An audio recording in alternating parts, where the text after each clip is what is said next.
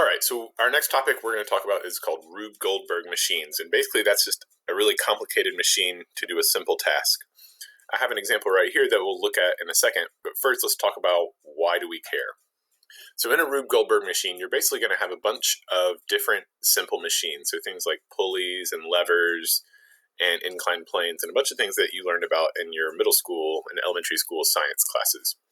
But we care about this in high school because there's a lot of different types of energy and energy transfers. So things going from having kinetic energy to gravitational potential energy, or the other way around, or maybe some thermal energy or chemical energy also involved. So what I want to do right now is we're just going to watch this little video of a cat feeding machine.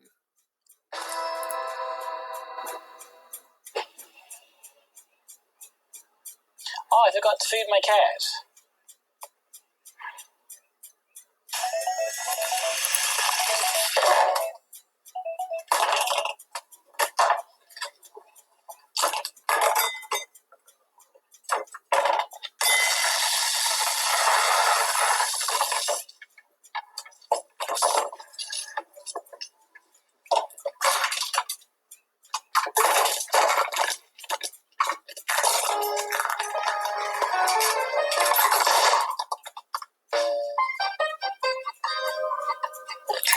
All right, so there's the cat feeding machine. So I want you to think back, and if you need to rewatch the video, you can, but I want you to tell all the different types of energy that you saw and different types of energy transfer that we saw in that video.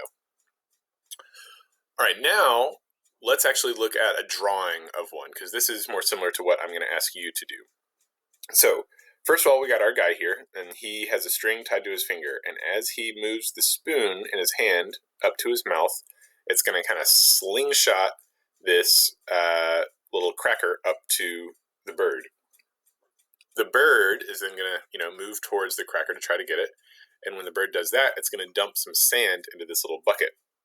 As the bucket fills up with sand, it's going to be pulled down by gravity, and that pulls on this string that comes over here and lights the fuse on this rocket. And once the rocket's fuse is lit, it's going to launch off, shoot out some fire, and then this little blade on the end is going to cut the string here, and then the napkin swings over and wipes the guy's face as he's eating his food.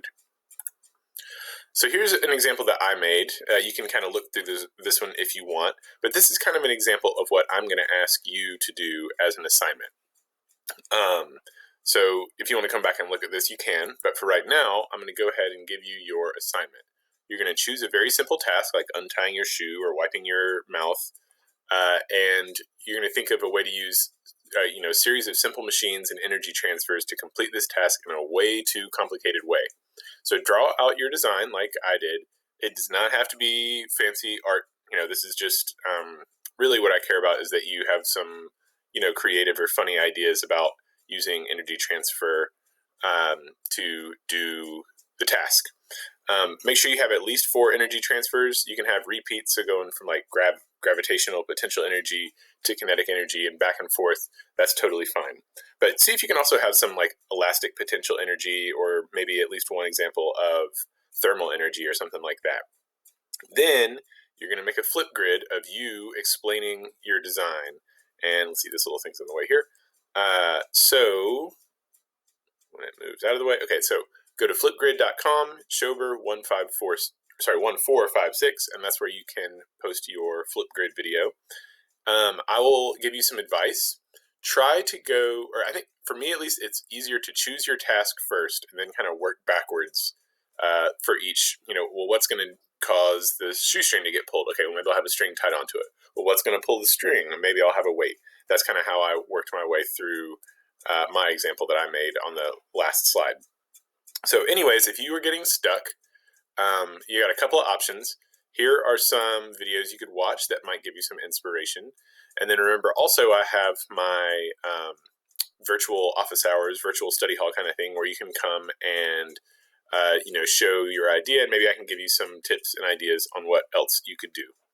So look forward to seeing you, and I really look forward to seeing your designs.